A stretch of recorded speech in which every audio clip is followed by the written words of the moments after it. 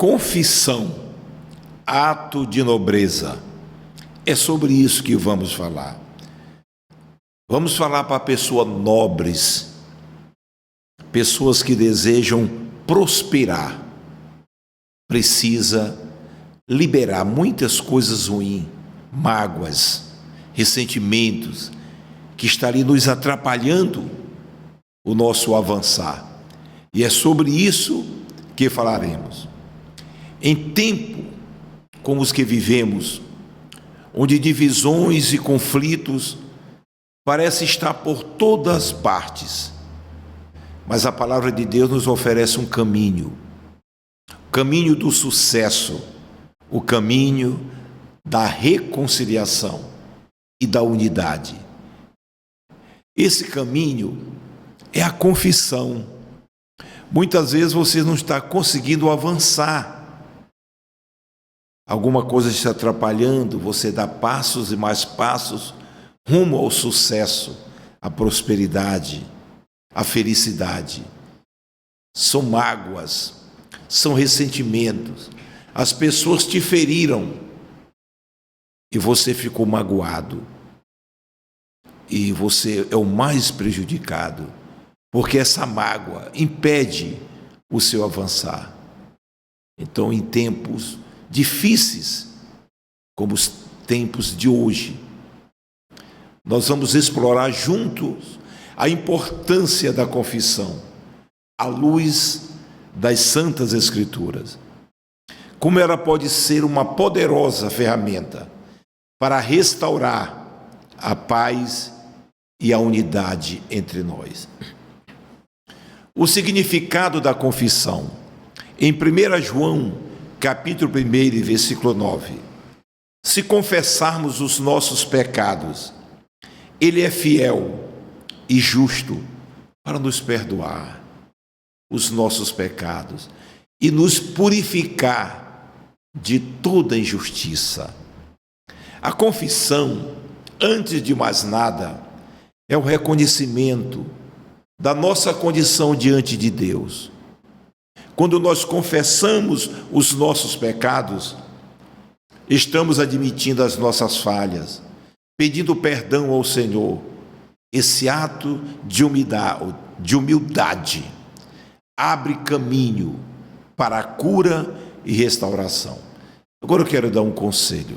Numa certa igreja, um cidadão, um obreiro, muito magoado com o pastor que havia passado, ele me pediu a oportunidade e foi desabafar. O pastor fulano de tal, ele fez isso comigo, ele me magoou disso e tudo. E eu quero pedir perdão porque eu sou isso. E depois eu digo, meu irmão, quando a gente vai pedir perdão, a gente vem desarmado. Você se justificou demais, atacou um pastor que não podia se defender porque não está aqui. Não faça isso, meu irmão. Quando você for pedir perdão, você já é o culpado. Você está ali carente, precisando da misericórdia.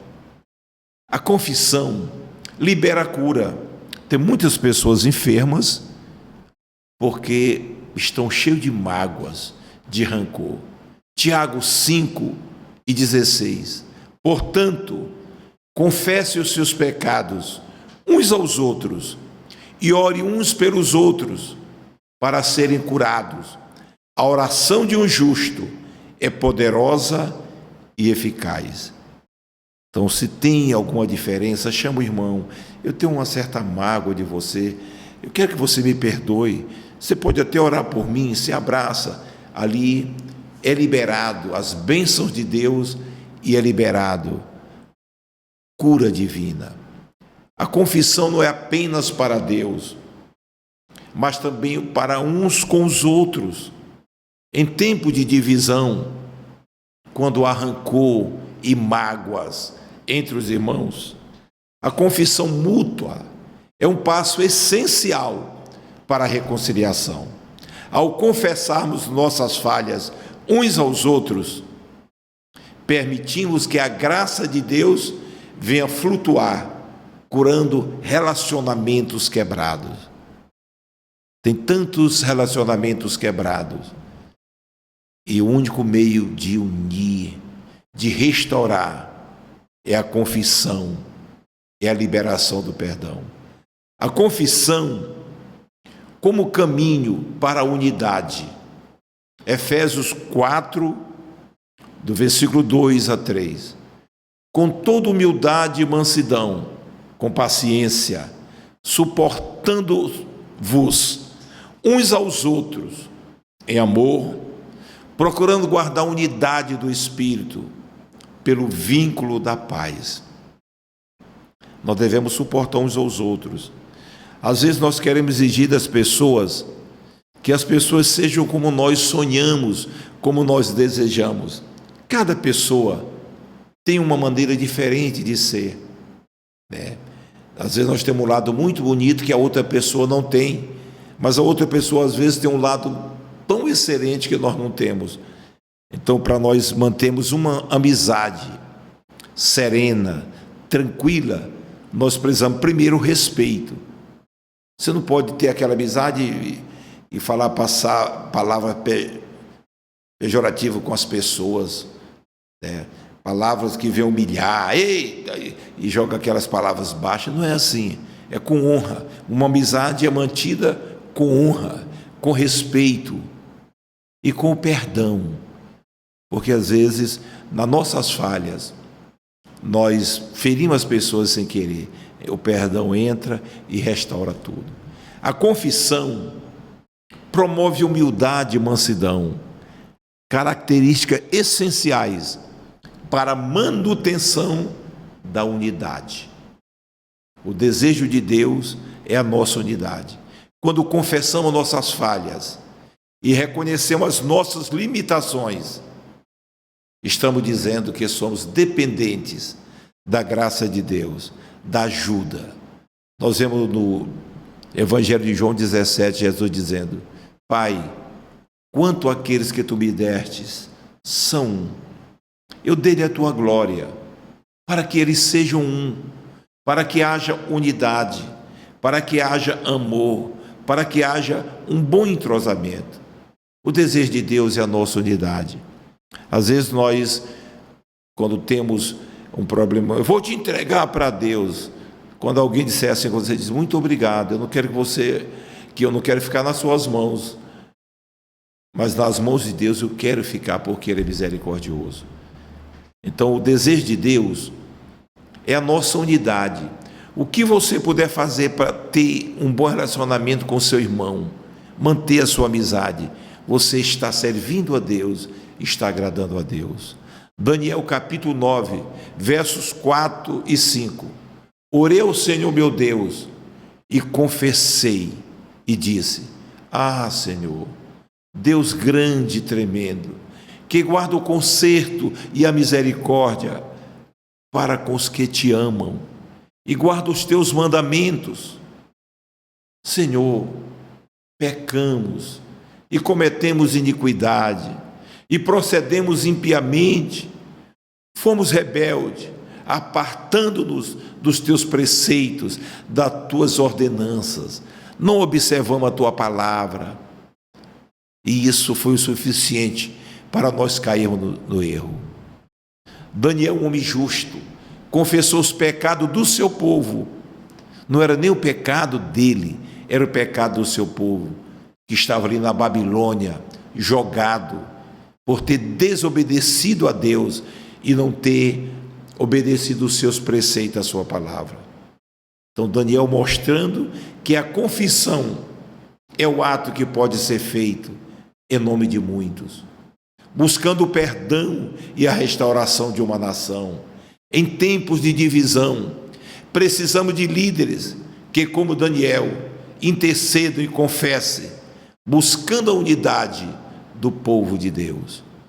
A falta de confissão adoece tanto a alma como ao corpo. Salmo 32, versículo 3 e 4. Enquanto eu me calei, envelheceram os meus ossos, pelo bramido em todo dia, porque de noite e de dia a tua mão pesava sobre mim, o meu humor se tornou em sequidão. Quando nós pecamos, A mão de Deus não pode nos proteger. O pecado é uma rebeldia contra Deus. E a essa rebeldia, ele age, pesando a sua mão, para que a gente chegue ao entendimento que estamos errados e que precisamos voltar atrás. Ele está dizendo, porque de dia e de noite a tua mão pesava sobre mim. O meu humor se tornou insequidão. Ele ficou uma pessoa sem humor, sem alegria. O pecado traz tristeza, nos separa da fonte da vida que é Deus. A falta de confissão gera depressão, dores musculares, hipertensão, reações alérgicas, enxaqueca, dor do corpo e até o câncer. Tem pessoas doentes porque guardaram mágoas, estão cheios de mágoa, de revolta. Então nós devemos ter muito cuidado. A psicologia reconhece o perdão como um processo de cura emocional, tanto para a pessoa que perdoa, quanto para a pessoa que busca ser perdoado. Provérbios 28:13. O que encobre as suas transgressões nunca prosperará, mas o que as confessa e as deixa alcançará misericórdia. Então você precisa, não proteja o pecado. Existem dois tipos de pecadores. Um pecador é que se vangloria no pecado, festeja com o pecado. Ele faz questão que todos saibam do que ele cometeu. E o outro pecador é o redimido no sangue. Ele não quer pecar. E quando pela fraqueza da carne ele peca, ele fica com vergonha, envergonhado. Não quer que ninguém fique sabendo. Mas o antídoto e o melhor, o remédio, é a confissão. Algumas pesquisas mostram que o perdão nos ajuda a viver mais. Você quer viver mais? Perdoe. Auxilia na redução do estresse, nervosismo, regula a pressão arterial, cardíaca e melhora a qualidade do sono. Você vai dormir tranquilo. Quando você tem mágoa de alguém, você vai almoçar, já não se alimenta bem, porque lembra daquela pessoa. Você está no ambiente que aquela pessoa chega e você não se sente bem. Você vai dormir, perde o sono. Então nós temos que ter muito cuidado. O Pai Nosso, ele diz: Pai nosso que estás no céu, santificado seja o teu nome. Venha o teu reino, seja feita a tua vontade, assim na terra como no céu. O pão nosso de cada dia nos dai hoje. Perdoai as nossas dívidas, assim como nós perdoamos aos nossos devedores. Não nos conduza à tentação, mas livra-nos do mal, porque teu é o reino, o poder e a glória para sempre. Então perdoa as nossas ofensas, assim como nós perdoamos que nos tem ofendido. Se nós não perdoarmos que nos tem ofendido, não podemos nem orar o Pai Nosso. A confissão é uma prática poderosa que nos aproxima de Deus e dos nossos semelhantes. Em tempo de divisão, ela nos oferece um caminho de reconciliação e de paz. Que possamos com humildade reconhecer nossas falhas, confessá-las a Deus e uns aos outros, e assim permitir que a graça de Deus restaure nossas vidas em comunhão. Que o Senhor nos ajude a viver em unidade, procurando sempre a paz, através da prática e da confissão. Então, eu quero deixar aqui essa palavra. Quero concluir esta mensagem deixando aqui exemplo do rei Ezequias, um rei excelente, que quando assumiu o reinado, preparou eruditos, homens conhecedores da palavra de Deus e enviou por toda a sua província para ensinar a sua nação. Mas um determinado tempo da sua vida, a arrogância, o orgulho, o poder foi subindo para a cabeça dele, pelo que Deus não ficou satisfeito. E disse, chamou o profeta Isaías, filho de Amós, vai lá no palácio e fala para Ezequias que ele coloque a casa em ordem, porque ele não vive, ele vai morrer. E prontamente o profeta desceu ao palácio, e quando chegou lá, acredito que Ezequias, profeta, tu tens uma palavra de Deus? Tenho. Assim diz o Senhor Jeová, põe a tua casa em ordem, porque tu não vives, tu vais morrer. Às vezes a gente pensa que o pecado é quando a pessoa adultera, é quando a pessoa assassina, e assim outras coisas. Mas tem pecado que às vezes a gente não identifica ele. Qual era o pecado do rei Ezequias? Um homem que enviou mensageiros para pregar a palavra de Deus. Nós vemos que quando ele ouviu aquela palavra, aí a Bíblia diz que ele se humilhou, virou o rosto para a parede. Senhor, lembra que eu tenho andado na tua presença. E eu acredito que Deus disse, realmente, ele tem andado na minha presença. Mas tem esquecido daqueles súditos que tanto ajudou ele. Tem esquecido de ser grato pelos seus soldados que trouxeram vitória para ele. Ele está muito orgulhoso. Isso é pecado diante de Deus. E quando ele se humilhou, o profeta saiu, Deus disse, volta, porque o homem se humilhou. E diga para ele que eu vou acrescentar 15 anos da sua vida. Às vezes nós pecamos também. Quando nós deixamos de honrar aqueles que nos honraram, daqueles que tiveram conosco, nós temos que ter muito cuidado para crescer na vida. Quanto mais você crescer, desça. Quanto mais Deus te exaltar, desça. Você que é um pastor bem próspero, se lembre daquele presbítero, daquele diácono que te ajudou, daquele porteiro, daquele irmão simples. Tem irmão simples que nos ajuda no início do nosso ministério.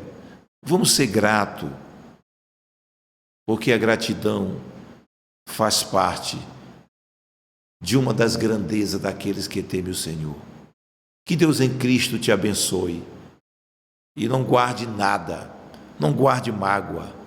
O que Deus tem para ser guardado dentro de você é tesouros.